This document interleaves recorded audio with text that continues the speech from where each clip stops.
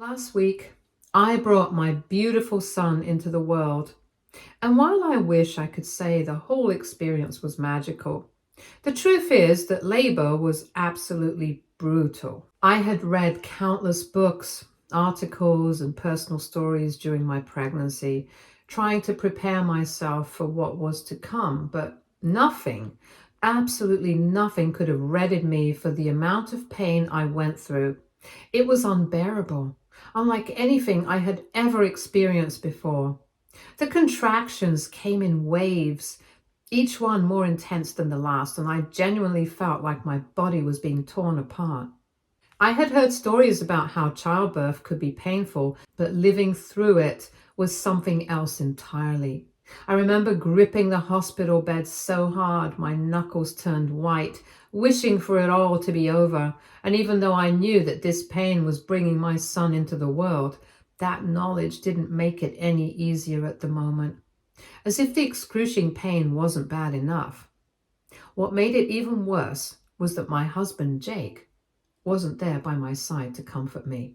He wasn't there to hold my hand, to whisper words of encouragement, or to help me breathe through the contractions. I felt so alone in that delivery room, surrounded by nurses and doctors, but missing the one person who should have been there the most. To give some context, Jake and I have been married for 3 years now. We met at a grocery store, of all places, when he first saw me and decided to pursue me. At first, I wasn't entirely sure about him. We went on a few dates, and while he was nice, I wasn't completely convinced that he was the one for me. But what changed my mind was his sincerity. He never gave up on me, and there was something so genuine about the way he cared. Growing up, my life was far from perfect. I was raised in a dysfunctional household where stability was something I could only dream of. My parents had a very toxic relationship, and that instability left a deep impact on me. Because of that, I've always longed for a sense of security, for someone who would make me feel safe and grounded. In the beginning, Jake gave me that. He was steady, reliable, and for the first time in my life, I felt like I had someone I could truly depend on. We both eventually moved in together and handled our finances separately. It just made sense at the time. We both had our own jobs, our own responsibilities, and we wanted to maintain a sense of independence even while living together. When he eventually proposed to me, I was caught off guard. I hadn't been expecting it, but after thinking it through, I convinced myself that marrying him was the right decision. Up until last year, I never had any reason to doubt that choice. He was a good husband, supportive, kind, and always there when I needed him. I felt like I had made the right call in choosing him as my life partner. But everything changed late last year when Jake lost his job. That moment was the turning point for us. The moment when everything started to fall apart. If there's one piece of advice I could give to any woman thinking about marriage, it's this. Do not marry a man unless you've seen how he handles himself at his absolute lowest. If I had known how Jake would react to adversity, how he would change when faced with failure, I would have never married him. Losing his job turned him into someone I barely recognized. At first, I tried to be understanding. Losing a job is hard on anyone, and I knew he was feeling lost, insecure, maybe even ashamed. But instead of using that time to regroup and find a new opportunity, he let his resentment build. I had been working hard at my own job, and ironically, just a few weeks after he became unemployed, I got a promotion. Instead of being happy for me, he started being bitter. It was like my success became a reminder of his failure, and that made him angry. Then the trust issues started. Suddenly everything I did was suspect. If I went out with my friends or spent extra time with my coworkers, he would accuse me of neglecting him, or worse, of cheating. I had never once given him a reason to doubt me, never done anything even remotely questionable. But that didn't stop him from becoming paranoid. He started going through my phone when I wasn't looking, checking my messages, scrolling through my social media. He even went through my laptop a few times. Honestly, I never stopped him. It's because I didn't have anything to hide, and I thought maybe if I let him see that, he'd calm down. But no matter how much I tried to prove my loyalty, his insecurities only grew. I tried my best to support Jake during this difficult time. I encouraged him to keep applying for jobs, sending him listings, and even helping him tweak his resume. He did apply, but the constant stream of rejections only seemed to make things worse. Each rejection chipped away at his confidence, and I could see how it was affecting him. Instead of pushing through, he withdrew. He stopped taking care of himself. He wouldn't shave, barely changed out of his pajamas, and most days he didn't even bother to shower at first. He would at least help around the house in small ways, doing the dishes, taking out the trash, or making the bed, but after a while, even that stopped. His entire day revolved around playing video games and watching porn. That was his only escape. I would come home exhausted from work, only to find him exactly where I had left him in the morning, on the couch, controller in hand, eyes glued to the screen. The apartment was a mess, the sink overflowing with dirty dishes, laundry piling up, and all of it fell on me to handle. If I ever asked him to help out, he would sigh and tell me he had a lot on his mind and that he just wanted to relax. But what about me? I was drowning, working full-time, managing our entire household, paying all the bills, and yet somehow I was supposed to just accept that he needed to relax. I was exhausted mentally and physically. I felt like I was carrying the weight of two people while he was checking out from reality. I kept hoping things would get better, that he would snap out of it, but instead things took a completely unexpected turn. Then, out of nowhere, to make things worse, Jake started bringing up the idea of expanding our family. He wanted us to actively try for a baby. He became fixated on the idea, constantly bringing it up in conversations and telling me how much he wanted to become a father. And while I had always dreamed of us becoming parents one day, I knew this just wasn't the right time. I needed him to get back on his feet first, to secure a stable job, and to show me that he was capable of being a responsible partner again. But every time I tried to explain that, he would push back, insisting that time was running fast and that we shouldn't keep delaying this. He even started using my age against me, reminding me that my biological clock was ticking. He tried to convince me that even if he couldn't find a well-paying job, he would take anything, even something low-paying, just to bring in some money. But deep down, I knew this wasn't just about money. It was about responsibility, about maturity, about emotional stability. And right now, Jake had none of those things. How could we bring a child into this world when he couldn't even take care of himself? Then, 9 months ago, I found out I was pregnant. I was extremely shocked, as I had always been careful, or at least I thought we were. But somehow it happened. Jake, on the other hand, was ecstatic. The moment I told him, his entire mood shifted. He couldn't stop smiling and immediately started calling family members to share the news. He was telling everyone how excited he was to be a father, how this was the best thing to ever happen to him. Seeing his enthusiasm, I let myself believe maybe this was the push he needed. Maybe this baby would motivate him to step up, to take charge of his life again, to become the man I had once fallen in love with. But as the months went by, I realized nothing had changed. Absolutely nothing. Jake still didn't get a job. He still spent his days playing video games and avoiding responsibilities. And every time I reminded him of his promise, how he said he'd find any job just to contribute, he would get irritated and dismiss me. He insisted that he wasn't just going to settle for any job. He wanted one like the one he lost. All of this would lead to fights between us where he would basically gaslight me and make me feel like I was the one being unreasonable for asking him to start earning money. He would go on and on about how I wasn't being understanding, how I didn't know how hard it was for him to find a decent job with this economy. He kept saying he was waiting for the right opportunity, but that opportunity never came. Months passed and still he sat around, doing nothing to improve our situation. Meanwhile, I was pregnant, exhausted, and carrying the weight of everything on my shoulders.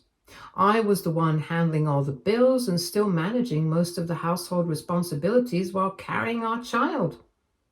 It was exhausting, and I finally put my foot down a few months ago. At this point, Jake was essentially living like a house husband with zero responsibilities. So I told him outright, if he wasn't going to contribute financially, then he needed to at least take care of things at home. That was the bare minimum. It wasn't fair for me to work all day, come home exhausted, and then still be expected to clean up after him. If he was home all day, he could at least make sure the house didn't look like a disaster zone. Of course, he tried to argue. He told me he didn't know how to manage household chores, as if I was supposed to feel sorry for him. But I wasn't buying it. He was a grown man, not a child. I told him straight up, you're an adult, you can learn. And if he really felt incapable, then he could dip into his own emergency funds and hire a maid because I was done doing everything on my own. Begrudgingly, he agreed, so over the last few months he did take on more household chores, though it was clear he wasn't happy about it. And to be fair, he wasn't great at it either. He has messed up the laundry more times than I can count, mixing whites with colors, shrinking clothes, or using way too much detergent. I have to constantly remind him to load the dishwasher, and even then he sometimes forgets. He keeps telling me how doing household work makes him feel emasculated and that this is humiliating for him. He is so self-conscious about it that he has begged me not to tell anyone, as he keeps saying that it makes him feel like a loser to work at home. Last week was my due date, the moment I had been anxiously waiting for, but also dreading because I knew I would need all the support I could get. I had told Jake well in advance that he needed to be there for me. It wasn't a request, it was common sense. I was about to give birth to our child and I needed him by my side. But out of nowhere, just days before Jake dropped a bombshell, he told me he had plans to attend a college party hosted by one of his former classmates, where all his old batch mates would be gathering. At first, I thought he was joking. A college party? When our baby could come at any moment? But no, he was serious. He said he hadn't seen his college friends in so long that he really wanted to go, even just for a few hours. I told him straight up that I needed him with me here. What if my water breaks? Who's going to drive me? But he begged me to let him go. He swore up and down that he would keep his phone on him at all times and answer immediately if I needed anything. To make me feel better about it, he even called his mother to come stay with me in case I went into labor while he was out. And then he made me a promise. If my water broke, he would leave right away and meet me at the hospital. Well, guess what? Not even 3 hours later, my water actually broke. Panic set in immediately. My heart was racing and my body was shaking, and I felt a rush of fear consume me. This was it. The baby was coming. I frantically started calling Jake, expecting him to pick up right away like he had promised, but he didn't. His phone went straight to voicemail. I called again, voicemail. I texted him, no response. I called again over and over, leaving desperate messages telling him the baby was coming and that he needed to meet me at the hospital ASAP. Still nothing. I was terrified. This was supposed to be one of the most important moments of our lives, and the one person who was supposed to be by my side wasn't answering. Thankfully, my mother-in-law stayed calm and helped me into the car. She patiently drove me to the hospital while I sat there, clutching my stomach, trying to breathe through the pain, still calling Jake over and over again, but he never picked up. Not once. I ended up giving birth to our son without him. Instead of my husband, it was my mother-in-law who held my hand and who reassured me when I was sobbing from the pain, who told me I was strong and that I could do this. She was as furious at Jake as I was. How could he not be there? How could he ignore all my calls? Where the hell was he? Anyways, that entire night, Jake was nowhere to be found. It wasn't until the early hours of the morning, long after I had given birth, that Jake finally saw my messages and rushed to the hospital, acting like he was very concerned about me. You would expect that under the circumstances. His first words to me would at least be an apology, and that he would at least try to explain himself and try to show some remorse. But no. Instead, he just kept repeating to me when I asked for an explanation that he had lost track of time. I stared at him in disbelief. Lost track of time? As if I had just asked him why he was late to a dinner party instead of why he had missed the birth of his child. I was beyond furious. I felt like my blood was boiling and like I could explode at any moment. And the look on his face, pure shock. He looked at me like I was the one being unfair by yelling at him like I was overreacting. I pointed at my phone, my 25 missed calls to him, my 50 plus texts, all of them sent in panic, fear, desperation, and asked him how the hell he could have ignored all of that. Did he not care?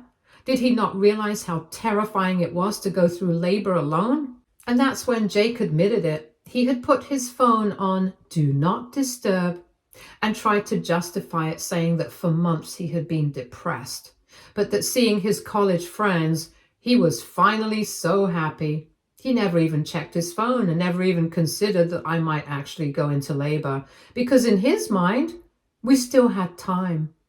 He kept insisting it wasn't a big deal anyways, that his mother was there to take care of me, that he just wanted to have one evening without distractions, and that it wasn't a crime to catch up with his old friends, as if what he had done was some small mistake instead of abandoning me when I needed him the most.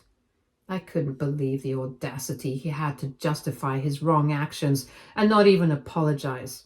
He clearly had made a choice.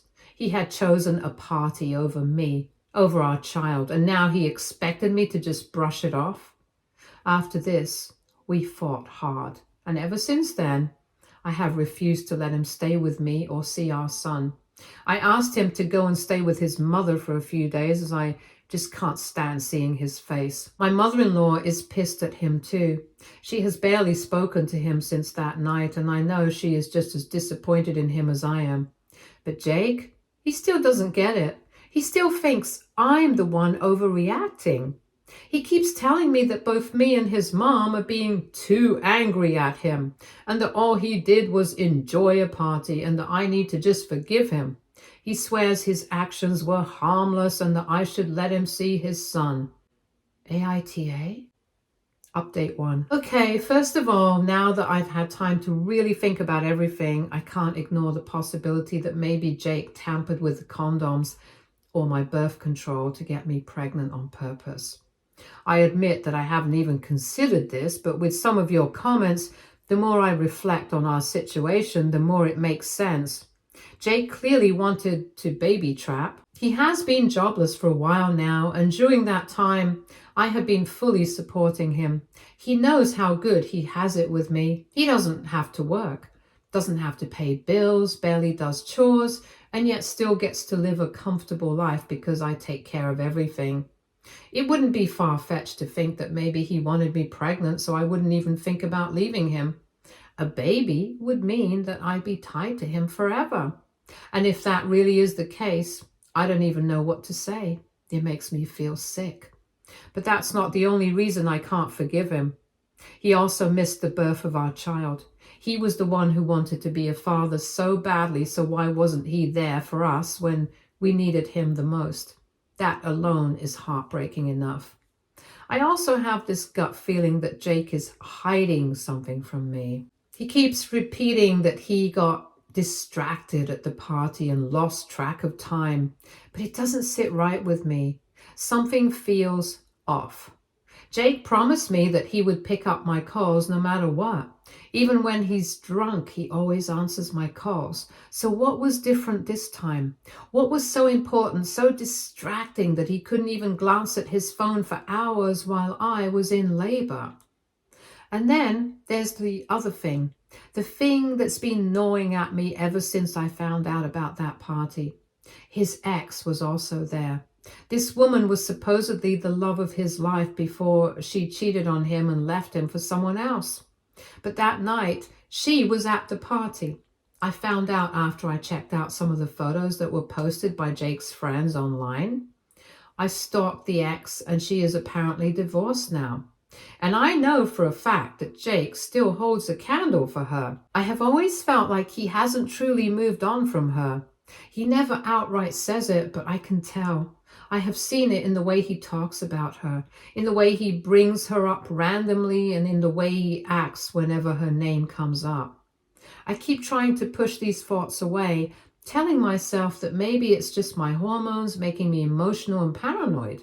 But deep down, I can't shake this awful feeling that something happened that night. Update 2. Okay, I knew it. I knew something was off. I knew he was hiding something from me, and now, after all my suspicions, after all the gut-wrenching doubt, I finally have the truth. Jake cheated on me. That night, while I was alone in labor, terrified and in pain, he wasn't just drinking with his friends, he was with her. He was with his beloved ex, and just like I had suspected, they made out. The reason he put his phone on Do Not Disturb wasn't just so he could have fun with his friends, it was so he could have a distraction-free evening with her. He clearly wanted no texts from his heavily pregnant wife, no calls from the woman carrying his child, no reminders that he had a family waiting for him, because in that moment he just didn't care. All this time, whenever I have tried to confront Jake about that night, he would scoff and lie to my face. I was out with my friends, he would say. You're overthinking, babe. You always do this. Why are you making such a big deal out of this?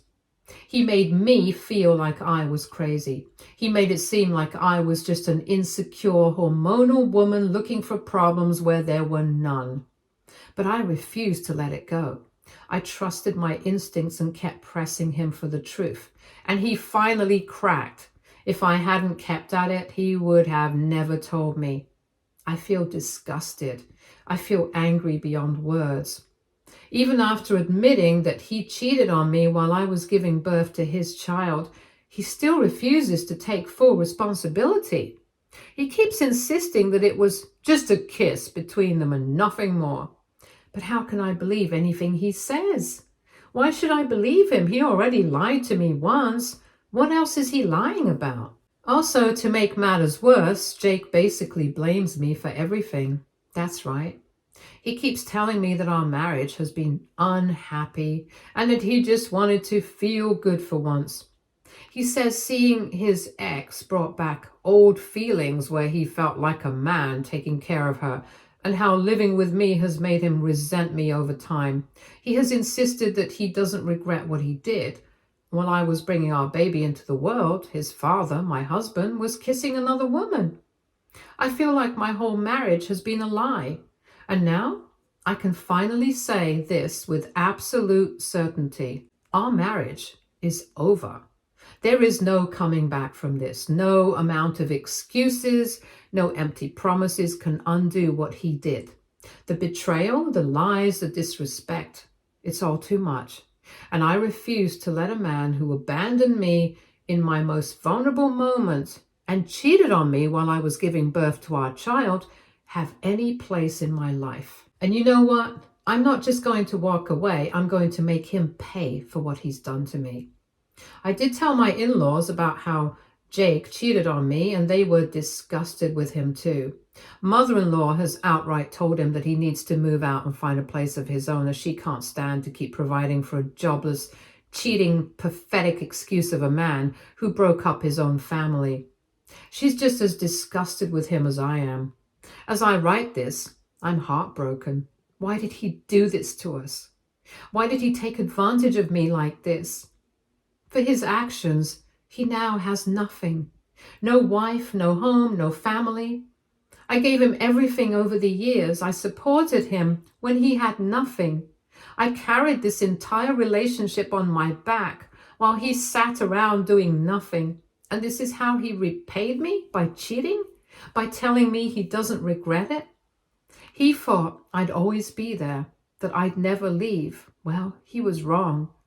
He's going to learn exactly what he lost, and I hope for the rest of his pathetic life he regrets the choice he made. Update 3. It's been a while since I last updated, and honestly, that's because I've been so busy with life.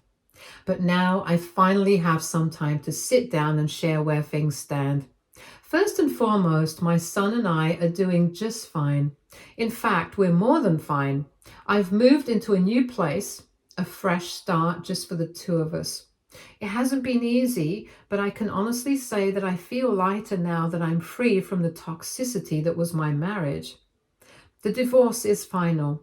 Yes, you read that right. My ex and I are officially divorced. The moment I signed those papers, I felt an overwhelming sense of relief. I had spent so much time carrying the weight of a relationship that was one-sided, exhausting and ultimately heartbreaking. But now I'm free. He signed away his custody, and now this part, it shattered me at first, but now I realize it's for the best. My ex has completely abandoned our child. He signed away full custody to me because, get this, his ex is now pregnant with his child. Yep, the same ex he cheated on me with. He's getting back with her because she's carrying his baby. Remember how he swore they never slept together and that it was just a kiss? I'm so glad I never believed his lies. If I had stayed, I'd be blindsided right now by this news. At first, I couldn't even process when he decided to give up our son's custodial rights to me. How does a person just walk away from their own flesh and blood like that? How does he sleep at night knowing that he chose to abandon his first child just because he's having another with someone else? But then I realized this is who he is. He is a selfish, weak, irresponsible man who never deserved to be a father in the first place. And if he's willing to cut ties with his own child so easily, then I'd rather raise my son without him. My baby deserves so much better than a father who sees him as nothing more than an inconvenience. But don't worry, he's still paying. Even though he wants to pretend our son doesn't exist, I made damn sure that he continues to pay child support every single month. He may have walked away from his responsibilities as a father, but he sure as hell isn't walking away from his financial obligation to the child he helped bring into this world. So in the end, I won. I'm now building a new life for myself and my son, one that is free of toxicity, heartbreak, and disappointment. And I know that eventually we're going to be okay. As much as it breaks my heart for my son, I also know deep down that we are going to be okay. That man, my ex, was nothing but a deadbeat and a nuisance. He was never going to be a real father, and honestly, I'd rather raise my son alone than have him grow up watching a man like that and thinking it's normal. My son deserves better, and I will make sure he becomes a better man than his father ever was. One silver lining in all of this, my ex-mother-in-law and ex-father-in-law have continued to support me even after the divorce. They have refused to turn their backs on their grandson and have my back. They babysit my son from time to time, and their love for him is genuine, something I will always be grateful for. At least I know that my son will still have loving grandparents who will be there for him, even if his own father walked away. Stay tuned for more stories from our girl relationships.